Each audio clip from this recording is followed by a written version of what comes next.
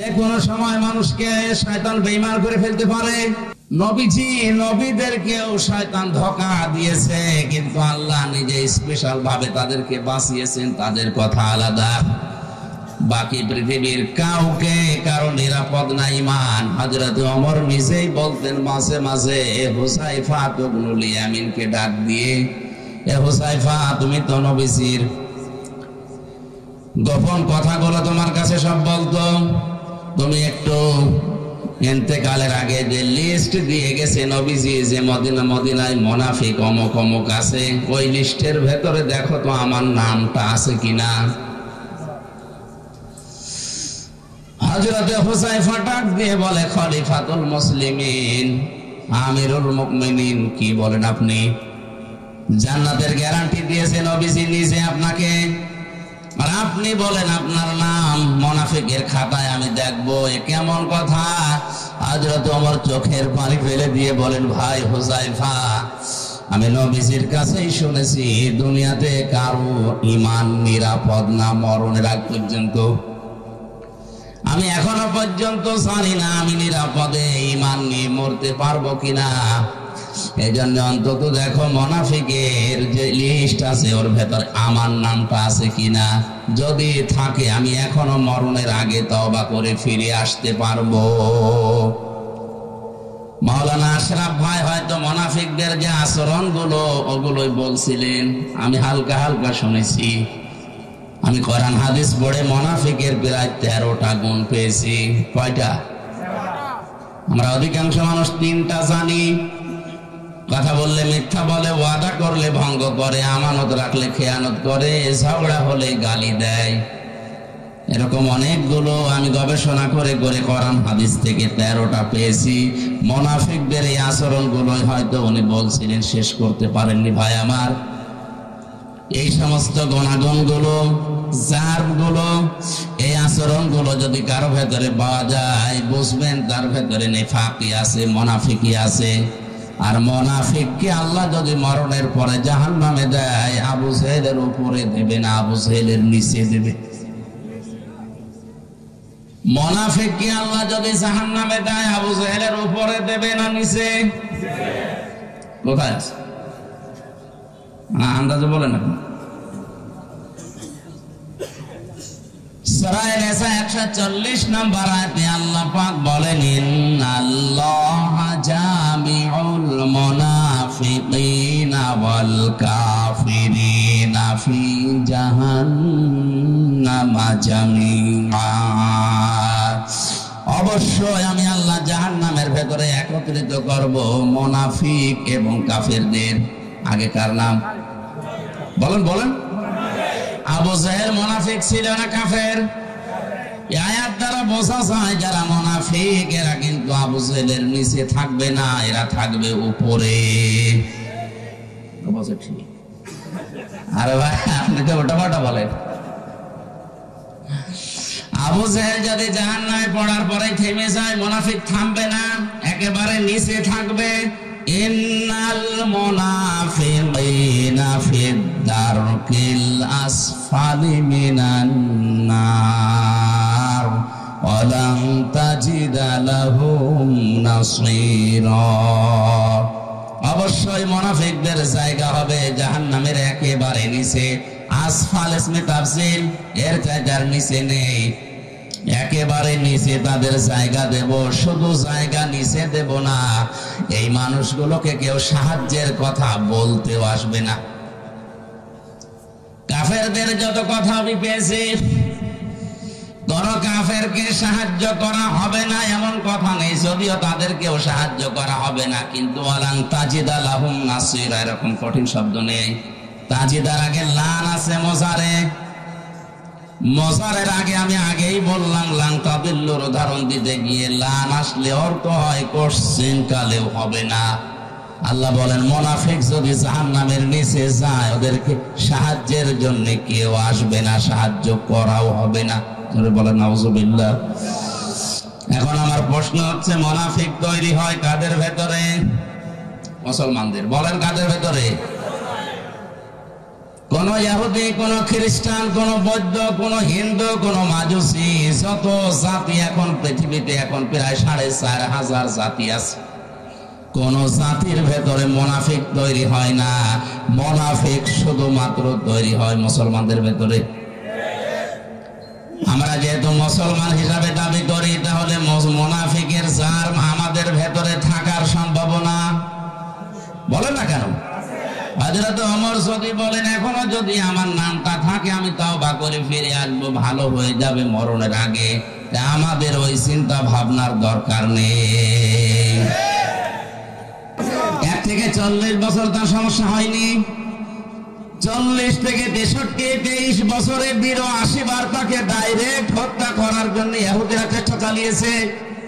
শুধু চেষ্টায় চালিয়ে শেষ করে দেয়নি, মরণের পরেও তার লাশ পর্যন্ত চুরি করার জন্য তারা ব্যস্ত ছিল। এই জন্য ওই 23 বছর রাসূলুল্লাহকে যারা মেনে নিয়েছে তারাও বিপদে পড়েছে। কিন্তু 1 থেকে 40 যারা ওই সময় মেনেছিল, তার সাথে ছিল, তাদের কোনো বিপদ হয়নি। এমনকি পুরো আরব জাহানে তাদের একটা শত্রুও ছিল না। আর রাহিকুল মাখদুম, এই ঐতিহাসিক সিরাত গ্রন্থে আপনি দেখবেন 1 থেকে 40 বছর পর্যন্ত নবীজির পেছনে মানুষ ছিল না, তা না ছিল। কারণ হিলফুল ফজল যেদিন গঠন করেন, তার সাথে ওই এলাকার যুবকেরা অনেকেই যোগ দিয়েছিল। সামাজিক উন্নয়নমূলক অনেক কাজ তিনি এই সংগঠনের মাধ্যমে এলাকায় করতেন। কিন্তু দুঃখজনক হলেও সত্য, একটা শত্রুতার ওই সময়ের ভেতরে তৈরি হয়নি। একই মানুষ 40 বছরে কোরআনে কারিমটা হাতে পাওয়ার পরে যতদিন এইটা তার কাছে ছিল, ততদিন তার শত্রুর অভাব ছিল না। এই জন্য আমরা যদি কেউ বলি আমি নবীওয়ালা কাজ করি না, আপনি মুহাম্মদ ইবনে আব্দুল্লাহর কাজ করেন, এই জন্য আপনার সমস্যা হয় না। কেউ যদি রাসূলুল্লাহর কাজ আরম্ভ করে, রাসূলুল্লাহর যেভাবে আরম্ভ হয়েছিল 3 বছর তিনিও ছেলে ছিলেন, আপনারও থাকা লাগতে পারে।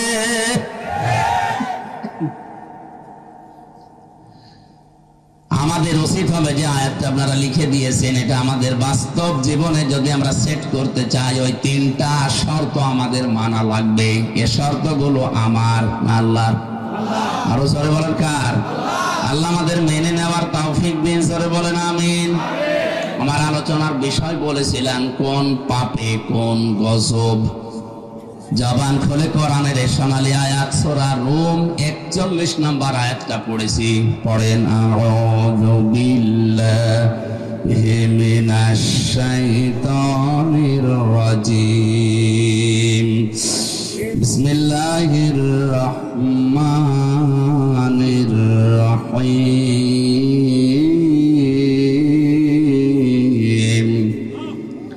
যাহারাল ফাসাদু ফিল বাররি ওয়াল বাহরি বিমা কাসাবাত আইদিন নাস লিয়ুযীকাহুম বা'দাল্লাযী আমিলু লা'আল্লাহুম ইয়ারজিউন।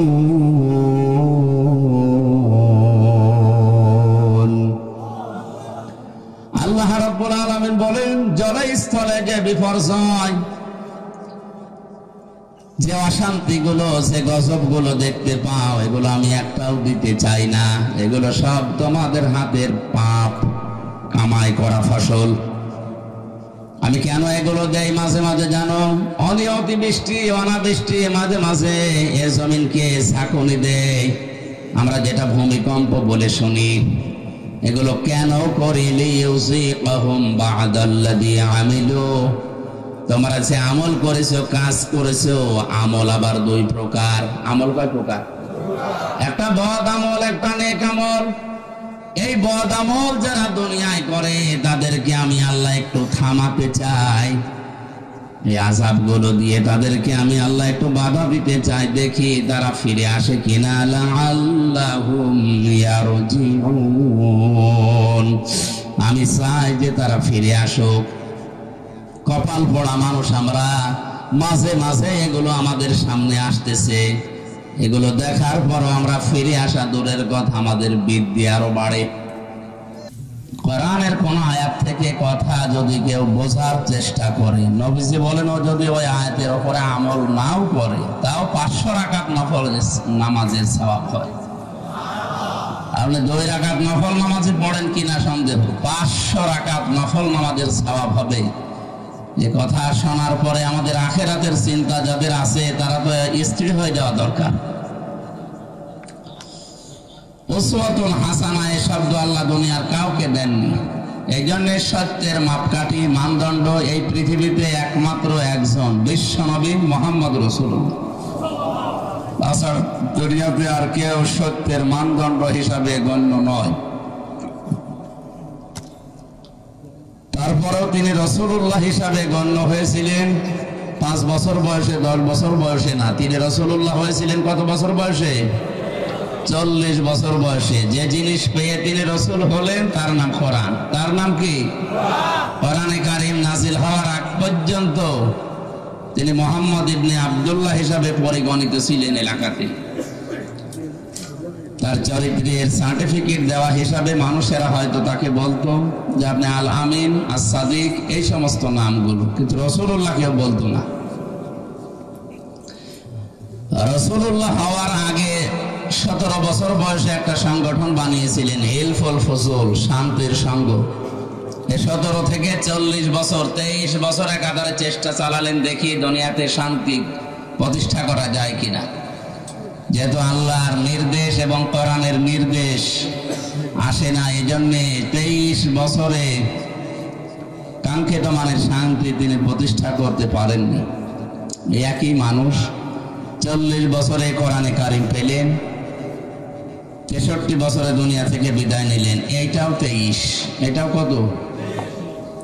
আগের 23-এর ফল ছিল, পরের 23-এ তিনি লক্ষ লক্ষ মানুষ হাজির করেছিলেন এই কোরআনের পতাকা তলে। কথা বলে না কেন? এমনকি শেষ ভাষণ যেদিন দিচ্ছিলেন তার ভাষণ ছিল মাত্র 27 মিনিট। বিদায় হজের ভাষণ কয় মিনিট? আর আমাদের নাকি 2-3 ঘন্টা ছাড়া ওয়াজই সাটে না, কারণ আমাদের কথার ভেতরে তো কোনো অর্থ নেই।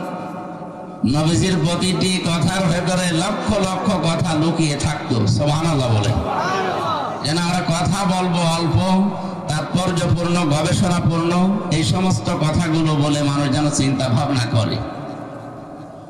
আল্লাহ রাব্বুল আলামিন বলেন, ওয়ানজালনা ইলাইকা যিকরা লিতুবাজ্জিনা লিন-নাসি মা নুযিলা ইলাইহিম ওয়া লা'আল্লাহুম ইয়াতাফাক্কারুন। সূরা নাহলের 44 নম্বর আয়াতের শেষের দিকে আল্লাহ জানিয়েছেন, হে নবী, এই কিতাব, এই জিকির, এই আলোচনা আপনার কাছে আমি কেন দিলাম জানেন? আপনি জীবিত মানুষদের সামনে স্পষ্ট ব্যাখ্যা বিশ্লেষণ করে বোঝাবেন।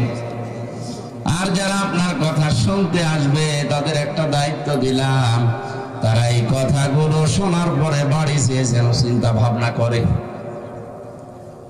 যেন এই মাহফিল প্রতিদিন হয় না, 1 বছর পরে মাত্র 4-5 ঘন্টার জন্য হচ্ছে, সেখানে আমার মাত্র 1 ঘন্টা 10-15 মিনিট। এই 1 ঘন্টা 10-15 মিনিটের ভেতরে যে কথাগুলো কোরআন থেকে, হাদিস থেকে গবেষণামূলক ভাবে আমরা বলার চেষ্টা চালাবো, আপনাদের উচিত হচ্ছে এই কথাগুলো নিয়ে আসলে আমাদের প্র্যাকটিক্যাল লাইফে চিন্তা ভাবনা করা। তাহলে নবীজির প্রথম 23 বছরে ফল ছিল, পরের 23 বছরে তিনি হিরো বানিয়েছিলেন হযরতে ওমরের মতো, আবু বকরের মতো। এমনকি তার সামনে যখন বিদায় হসে 27 মিনিটের বক্তব্যের সময় মানুষ ছিল তার সামনে প্রায় 1,14,000। কয়জন? 1,14,000 মানুষের সামনে শেষ ভাষণ দেওয়ার সময় নবীজি বলেছিলেন, তারাকতু ফীকুম আমরাইন, আমি 2টি জিনিস তোমাদের জন্য রেখে গেলাম। লান তাদিল্লু, তাদিল্লু মোজারে, বর্তমান, ভবিষ্যৎ, প্রেজেন্ট, ফিউচার। এর আগে লান এসেছে, আরবি গ্রামার অনুযায়ী কথাটার অর্থ দাঁড়ায় কখনোই তোমরা পথভ্রান্ত হবে না, পথভ্রষ্ট হবে না, লাঞ্ছিত হবে না। এমনকি কথার ভেতরে না খেয়ে থাকবে না, এ কথা আছে। তাদিল্লু শব্দের প্রায় 33টা অর্থ আমি পেয়েছি।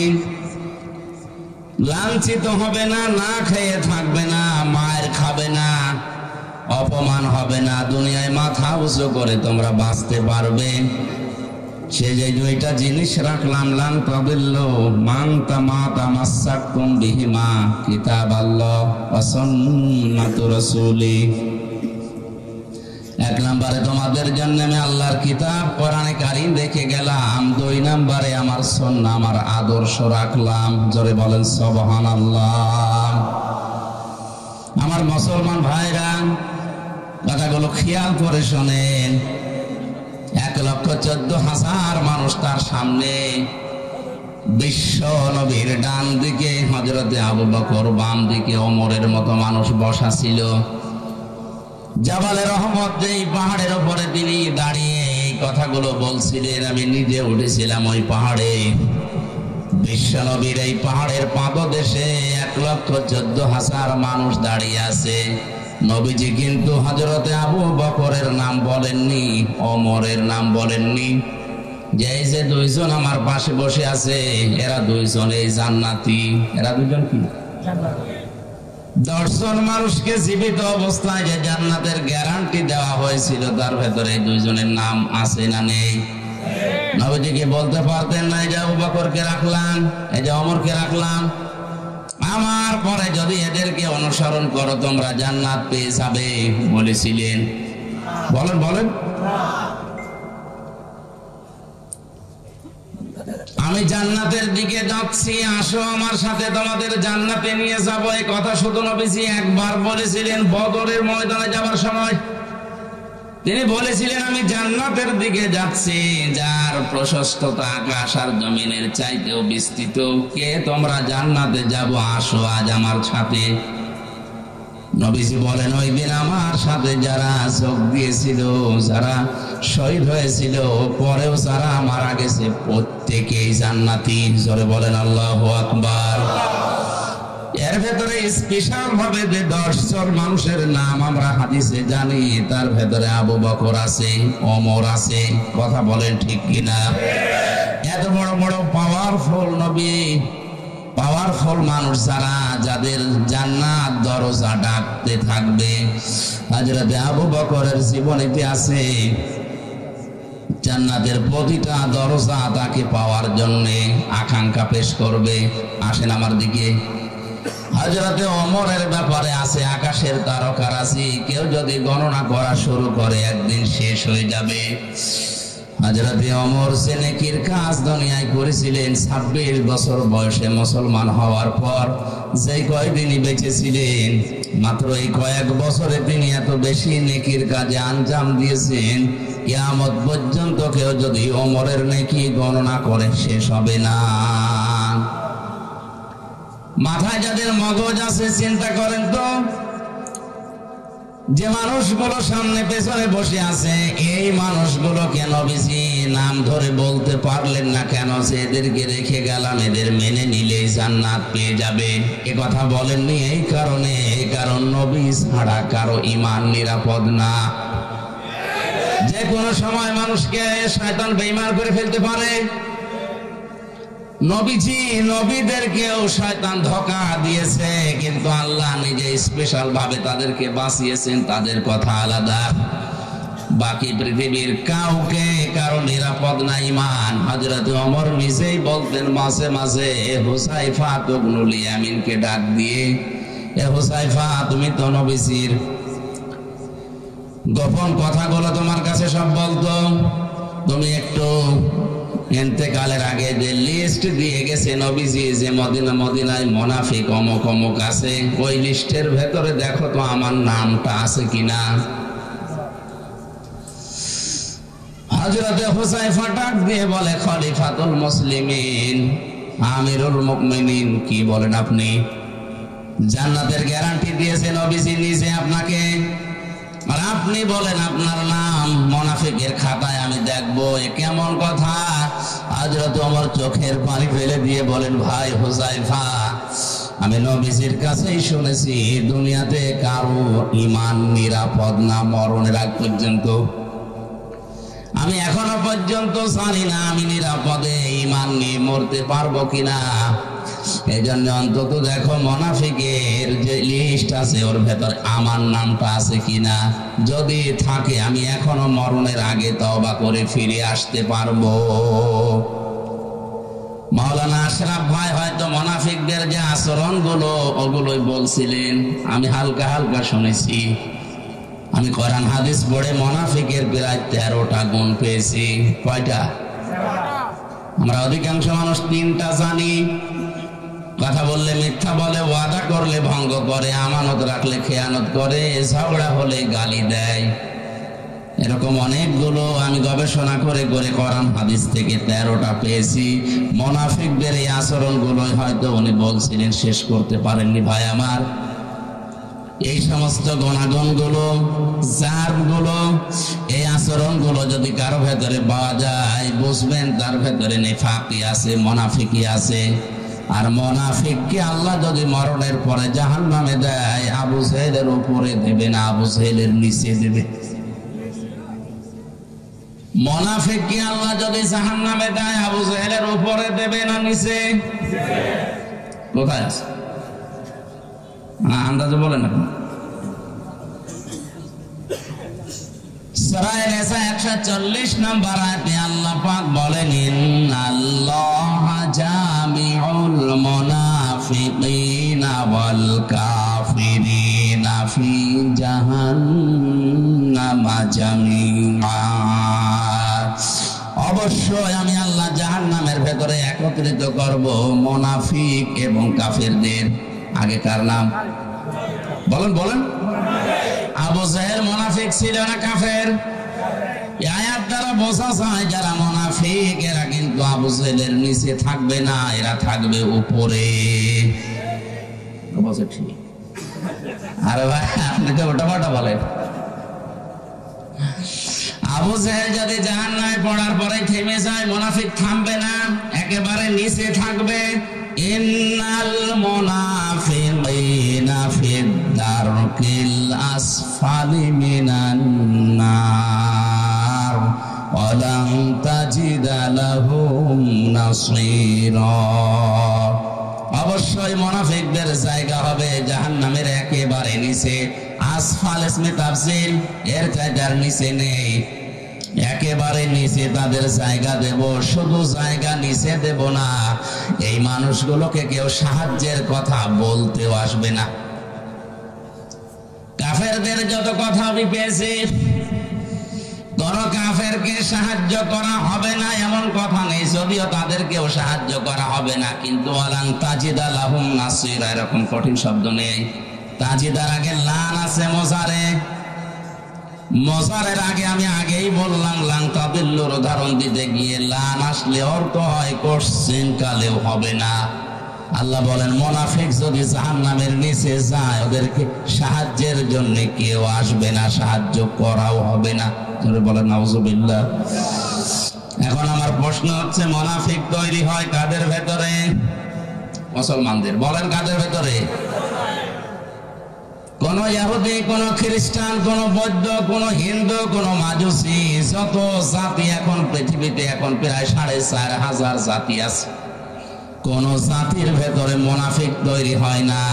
মুনাফিক শুধুমাত্র তৈরি হয় মুসলমানদের ভেতরে। আমরা যেহেতু মুসলমান হিসাবে দাবি করি, তাহলে মুনাফিকের জার আমাদের ভেতরে থাকার সম্ভাবনা বলে না কেন? হযরত ওমর যদি বলেন এখনো যদি আমার নামটা থাকে আমি তাওবা করে ফিরে আসবো, ভালো হয়ে যাবে মরণের আগে, আমাদের ওই চিন্তা ভাবনার দরকার নেই।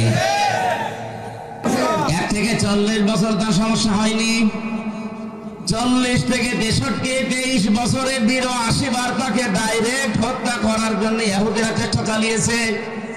শুধু চেষ্টাই চালিয়ে শেষ করে দেয়নি, মরণের পরেও তার লাশ পর্যন্ত চুরি করার জন্য তারা ব্যস্ত ছিল।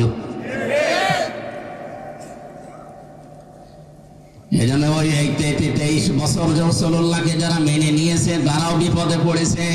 কিন্তু 1 থেকে 40 যারা ওই সময় মেনেছিল, তার সাথে ছিল, তাদের কোনো বিপদ হয়নি। এমনকি পুরো আরব জাহানে তাদের একটা শত্রুও ছিল না। আর রাহিকুল মাখদুম, এই ঐতিহাসিক সিরাত গ্রন্থে আপনি দেখবেন 1 থেকে 40 বছর পর্যন্ত নবীজির পেছনে মানুষ ছিল না, তা না ছিল।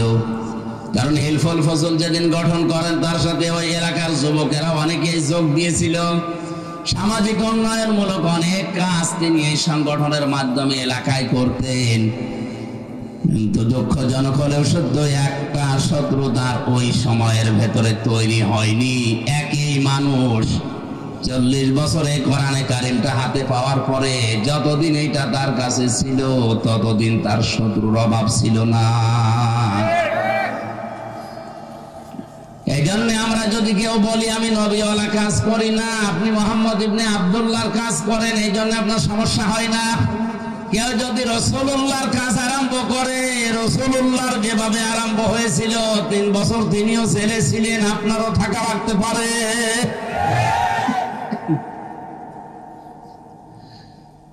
আমাদের উচিত হবে যে আয়াতটা আপনারা লিখে দিয়েছেন, এটা আমাদের বাস্তব জীবনে যদি আমরা সেট করতে চাই, ওই 3টা শর্ত আমাদের মানা লাগবে। এই শর্তগুলো আমার না আল্লাহর? আরো জোরে বলেন কার? আল্লাহ আমাদের মেনে নেওয়ার তৌফিক দিন, জোরে বলেন আমিন। আমার আলোচনার বিষয় বলেছিলাম কোন পাপে কোন গজব।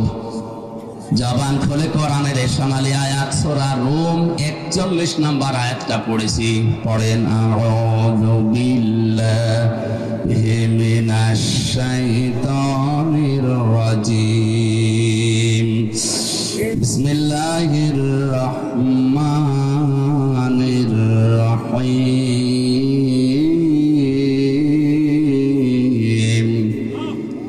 যাহারাল ফাসাদু ফিল বাররি ওয়াল বাহরি বিমা কাসাবাত আইদিন নাস লিয়ুযীকাহুম বা'দাল্লাযী আমিলু লা'আল্লাহুম ইয়ারজিউন।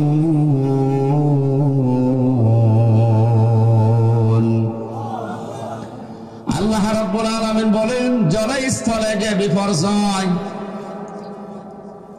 যে অশান্তিগুলো, যে গজবগুলো দেখতে পাও, এগুলো আমি একটাও দিতে চাই না।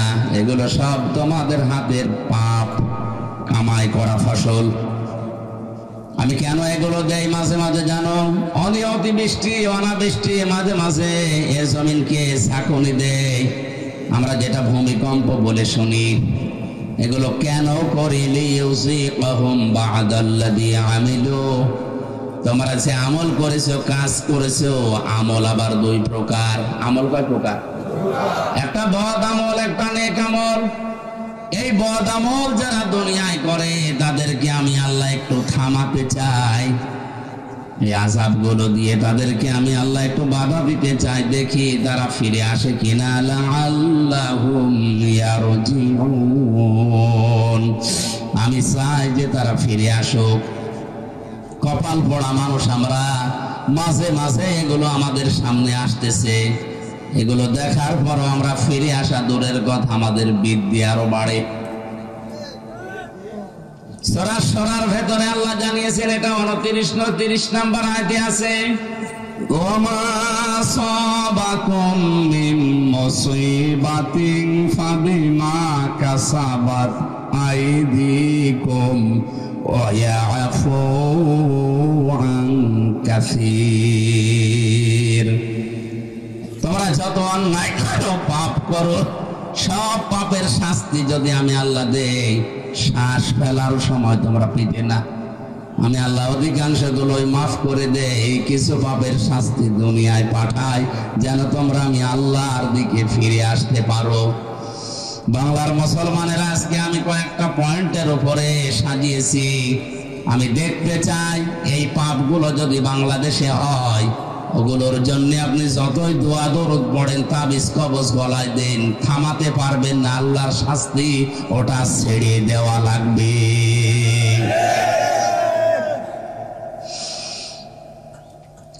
কোরআনে কারিমে সূরা আনকাবুত আয়াত নাম্বার 40 41 فَكُلًّا أَخَذْنَا بِذَنبِهِ فَمِنْهُمْ مَنْ أَرْسَلْنَا عَلَيْهِ حَاصِبًا وَمِنْهُمْ مَنْ أَخَذَتْهُ الصَّيْحَةُ وَمِنْهُمْ مَنْ خَسَفْنَا بِهِ الْأَرْضَ وَمِنْهُمْ مَنْ أَغْرَقْنَا وَمَا كَانَ اللَّهُ لِيَظْلِمَهُمْ وَلَكِنْ كَانُوا أَنفُسَهُمْ يَظْلِمُونَ سبحان الله والحمد لله لا إله إلا الله سبحان الله والحمد لله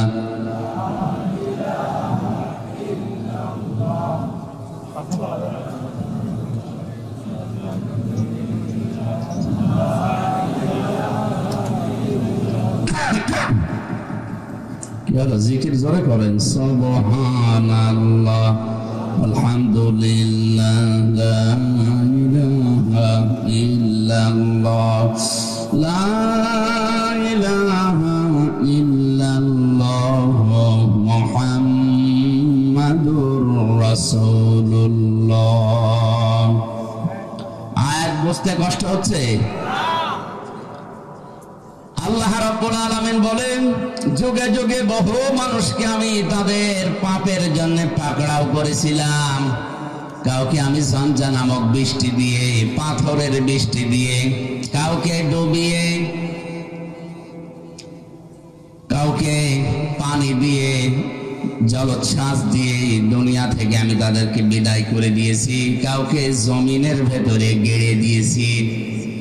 আমি কারো উপরে আল্লাহ জুলুম করি না, মানুষ নিজেরাই নিজেদের উপরে জুলুম করে। কথা বলেন ঠিক কিনা?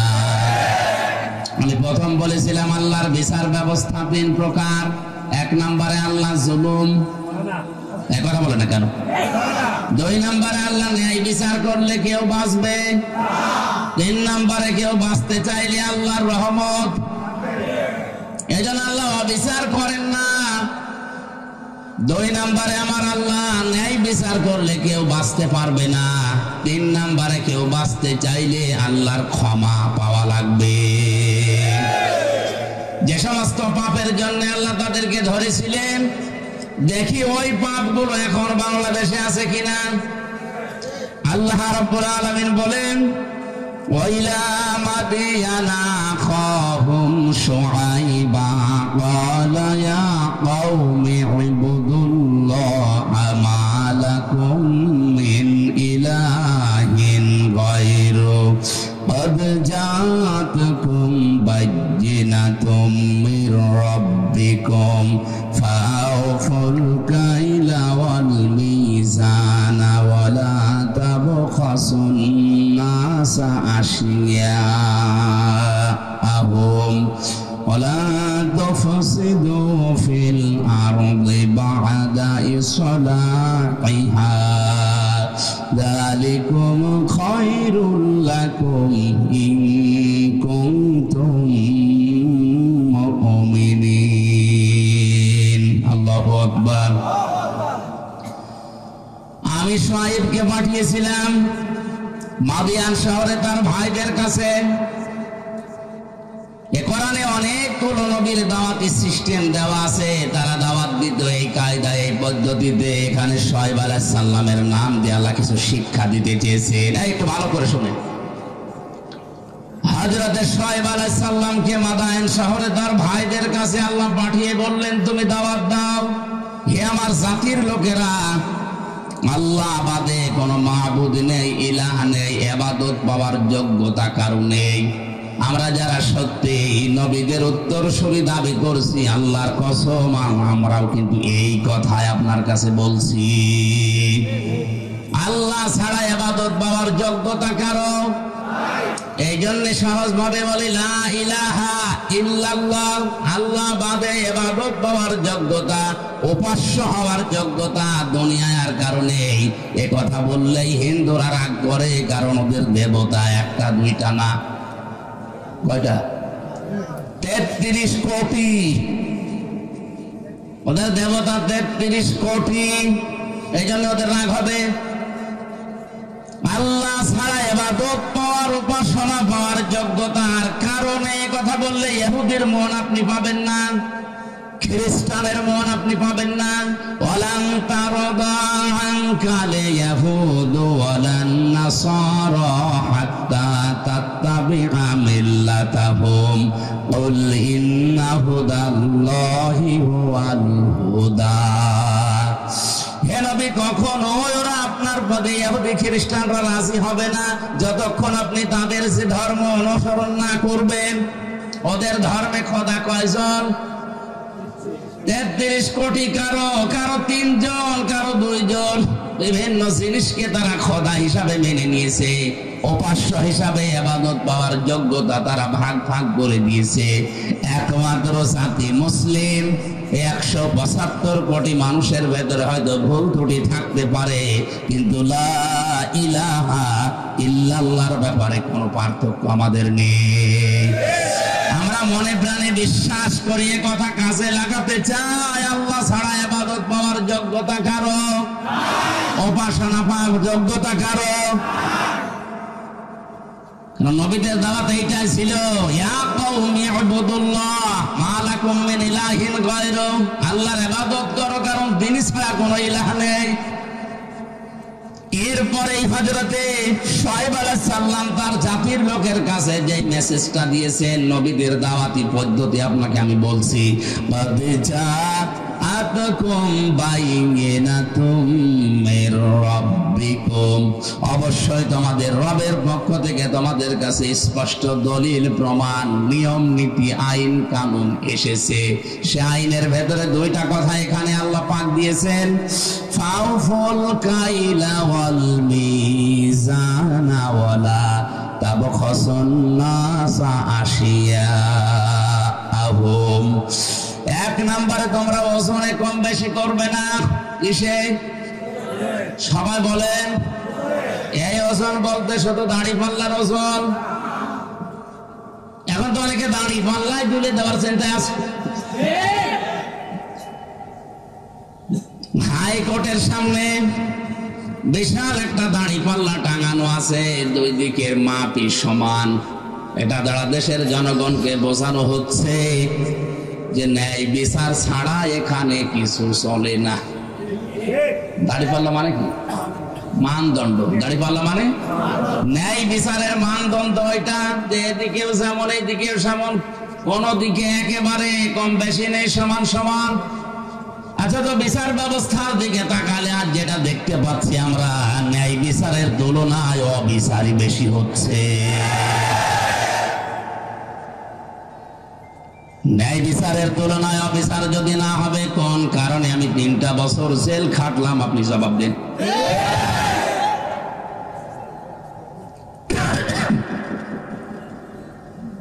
হযরতে শুআয়ব ডাক দিয়ে বলেছিলেন, আমার জাতির লোকেরা তোমরা এই পাপটা ছেড়ে দাও, ওজনে কম বেশি করবা না। কারণ এই পৃথিবীতে আল্লাহ যত মানুষকে লানত দিয়েছেন, বরদুয়া দিয়েছেন, তার 1 নম্বরে তারা। ওয়াইলুল লিল মুতাফফিফিনা আল্লাযীনা ইযা তালু আলান নাসি ইস্তাওফুন ওয়া ইযা কালুহুম আও ওয়াসানুহুম ইখসিরুন। ধ্বংস হয়ে যাক, বরবাদ হয়ে যাক, আমি আল্লাহর লানত ওই মানুষগুলোর উপরে যারা ওজনে কম বেশি করে। কিসে? বলেন বলেন। এই ওজন বলতে যারা দোকানদার তারা না। এই যে এইটাও এই যে মঞ্চটা, এই যে মেম্বারটা, এটা হক কথা বলার জায়গা। এখানে বসে যারা সঠিক কথাগুলো বলতে চায় না, তারাও কম বেশি করছে।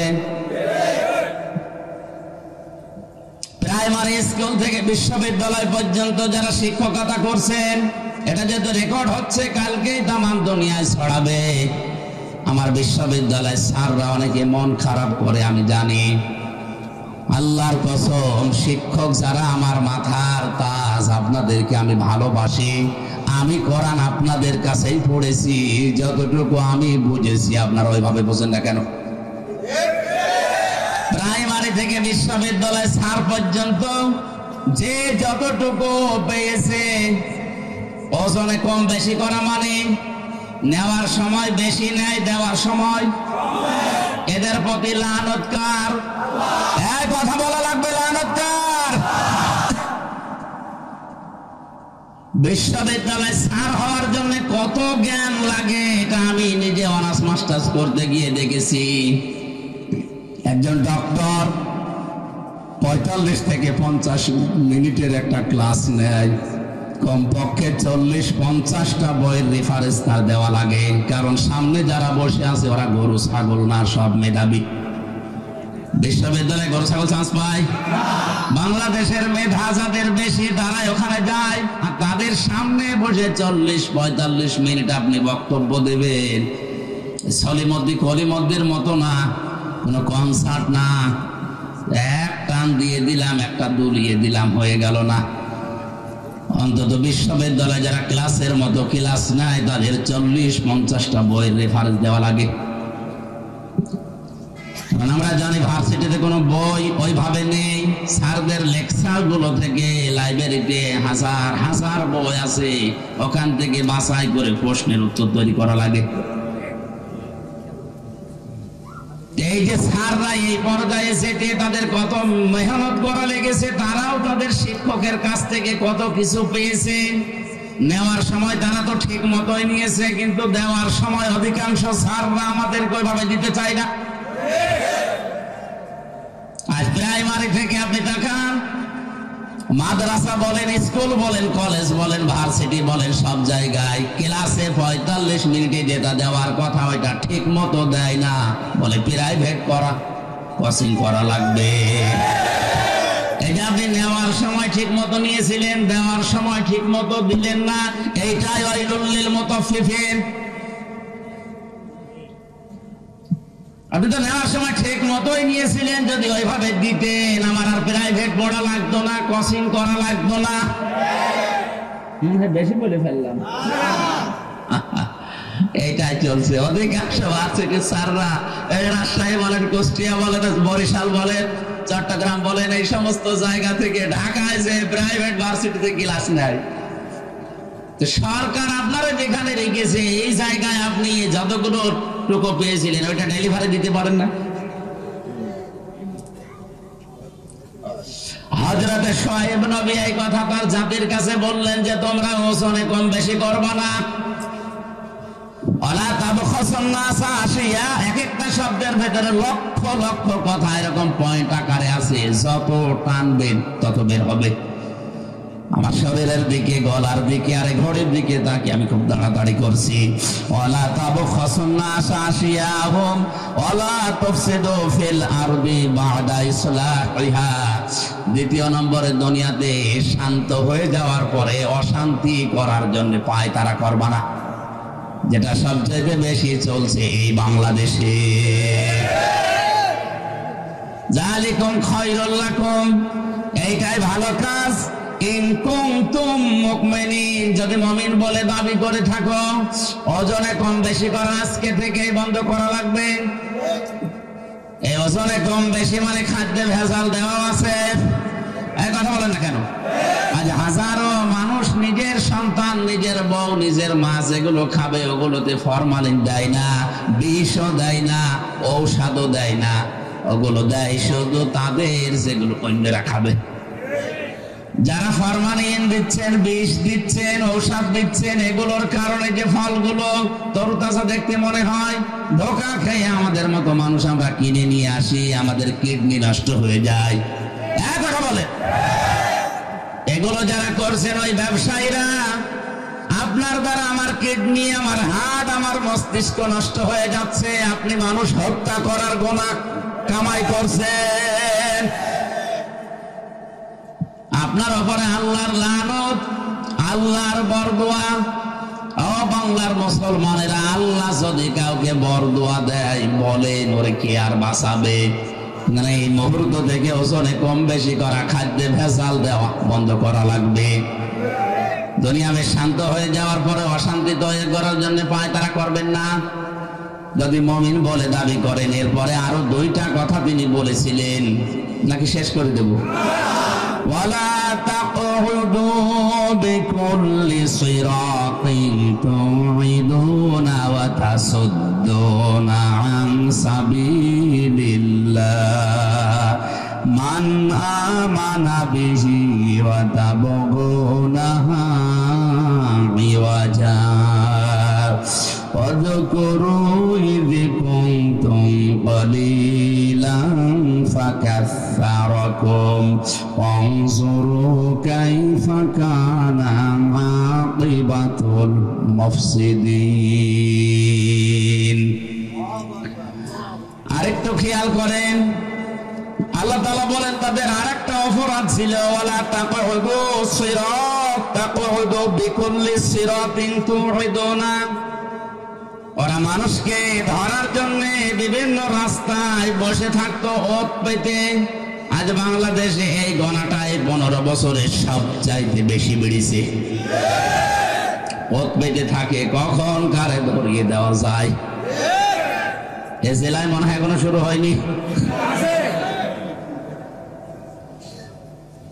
হয়তো একটু পাড়াপতি হিসাবে রাগারাগি হয়েছে, ঝগড়া হয়েছে, রাজনৈতিক একটা সিল লাগিয়ে তারা গোপনে ধরিয়ে দেওয়ার জন্য থানায় উনি আগে 10,000 টাকা দিয়ে এসেছে যে অমুককে ধরে নিয়ে আসো। উনি ধরে নিয়ে যায়, নিজে আবার ছাড়ায়। মাঝখান থেকে লোকটার প্রায় 50,000 টাকা আল্লাহর ওলি খেয়ে ফেলেছে। আমি এটা একটু বেশি বলে ফেললাম।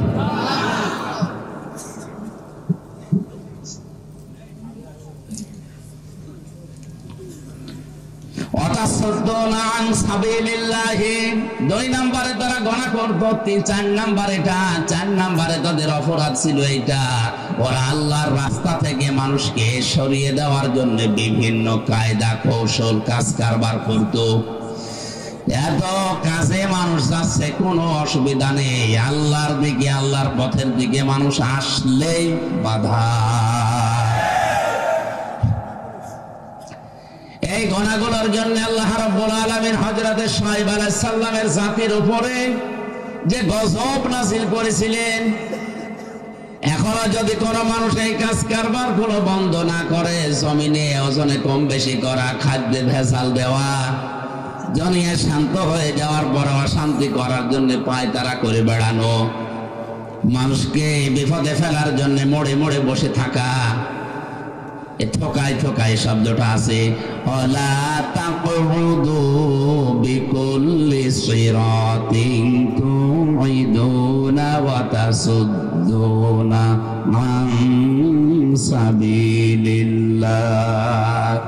তোমরা বসে থেকো না, মানুষকে ধরিয়ে দেওয়ার জন্য, বিপদে ফেলার জন্য কোন রাস্তার মোড়ে মোড়ে গোপনে, কিচ্ছু জানে না, ঘরে ঘুমিয়ে আছে, চোখ খুলে দেখছে জেলখানায়। কি গো, তুই গাছ কেটেছিস, তুই গাড়িতে আগুন লাগিয়েছিস, অথচ কিচ্ছু জানে না। 2-1 দিন ঠিক ওইভাবে কেটে যাচ্ছে, চোখ খুলে আবার দেখছে বাড়িতে। কি গো, খোঁজ নিয়ে দেখা গেল বাড়ি থেকে প্রায় 2 লাখ টাকা চলে গেছে। এইটা যদি কেউ বন্ধ না করে, আমার আল্লাহ তাদের উপরে মাসে মাসে ভূমিকম্প দেয়। রানা ফেলা চাই এমনি ধসে পড়েনি। অনেকেই বলেছিল যে মনে হয় অনেকে ধাক্কা দিয়ে ফেলে দিয়েছে। আরে ভাই, ধাক্কা দিয়ে বিল্ডিং ফেলে দেওয়া, আপনি ফেলে তো দেখি। 357টা বিল্ডিং এ ফাটল ধরেছে এবছরে। সারা বাংলাদেশের জরিপ, 357টার উপরে বিল্ডিং এ অলরেডি ফাটল ধরে গেছে।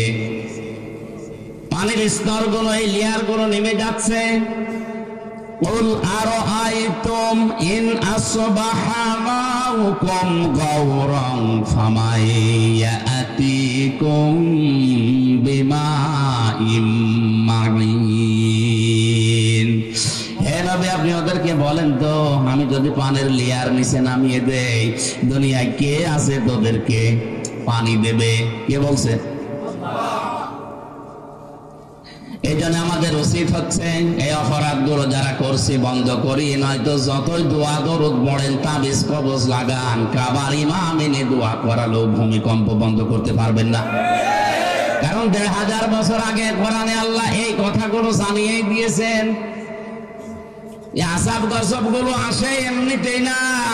কক্সবাজারে তো আমার মনে হয় এই ২-৩ দিন আসার পরে আমি যেটা দেখতে পাচ্ছি, যেভাবে ঢেউ গুলো আসতেছে সাগরে, ১০ হাত ১৫ হাত ২০ হাত উঁচা হয়ে ঢেউ আসবে, আল্লাহর নির্দেশ শুধু লাগবে। না, আল্লাহ এটা পারে না। আল্লাহ যদি একবার বলে ৪০ হাত উঁচা হয়ে ঢেউটায়, তাহলে এই জেলা না, এ দেশ পুরা পানির নিচে চলে যাবে। আল্লাহ এটা করতে ১০ বছর লাগবে। ইন্নামা আমরুহু ইযা আরাদা শাইআন আইয়াকুলা লাহু কুন ফায়াকুন। আল্লাহ পাক বলেন, আমি যখন কোনো কাজের আদেশ করি তখন কিছুই লাগে না, শুধু কোন বলি, ফায়াকুন, এটা হতে ১ সেকেন্ডও সময় লাগে না। এজন্য আমাদের উচিত আমাদের পাপের কাজগুলো ছেড়ে দেওয়া, থেমে যাওয়া।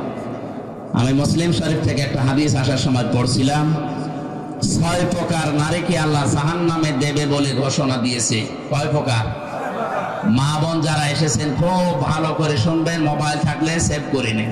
এই ৬ প্রকারের ভেতরে যদি আপনি ১ প্রকারেও পড়ে যান, আপনার নামাজ, রোজা, বোরকা পড়া সব মাঠে মারা যাবে, আপনি জাহান্নামে। ১ নম্বরে যাদের মাথার চুল খোলা থাকে স্বামী বাদ দিয়ে অন্য কারোর জন্য, এরকম মেয়ে লোকের দেশে এখন আর নেই। যে হোটেলে আসি আল্লাহর ওলিরা সবাই হোটেলে উঠেছে।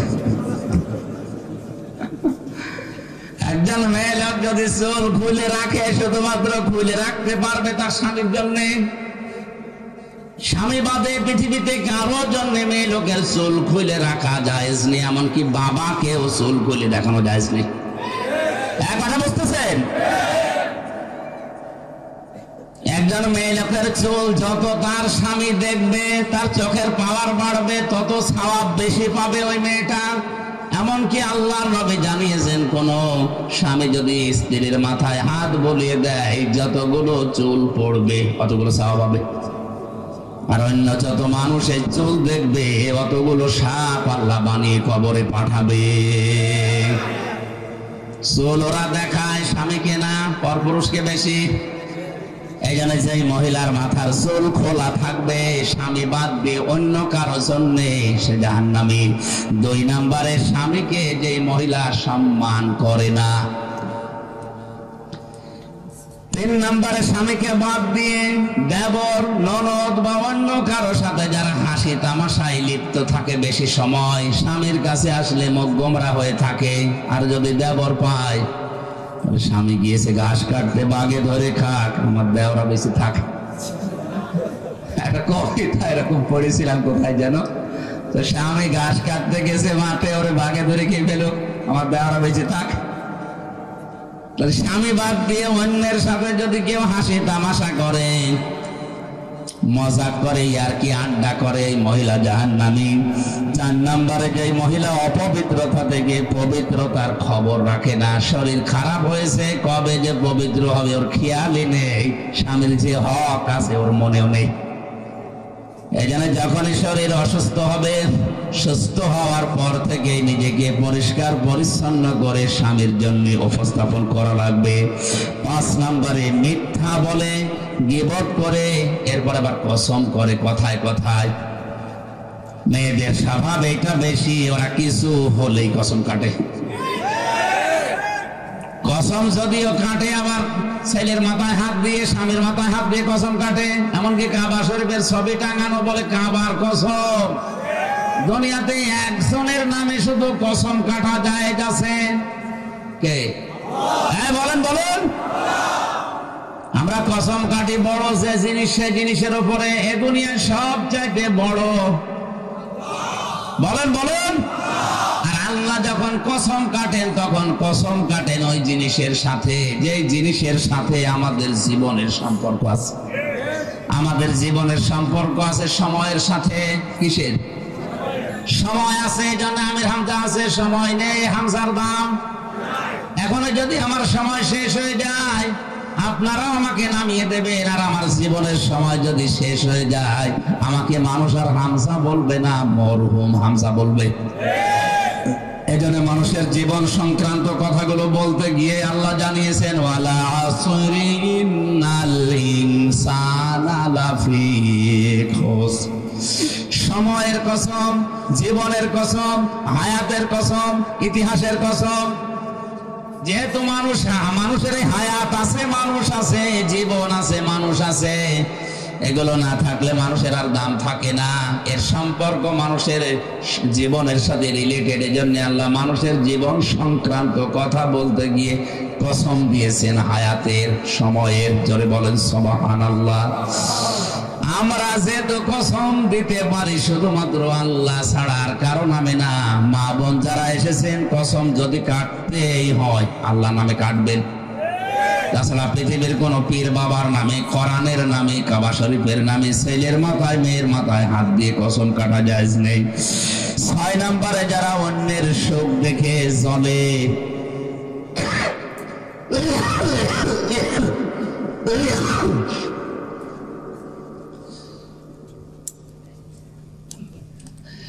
যারা অন্যের শোক দেখে জ্বলে এবং কিছু দান করলেও যারা খোটা দেয়, এই 6 প্রকার নারীর কথা মুসলিম শরীফে নবীজি জানিয়েছেন। আশা করছি মা বোন যারা এসেছেন এই 6 প্রকারের কোনো কিছু যদি আপনার ভেতরে থাকে আপনি এই মুহূর্তে নিজেকে পাল্টাবেন।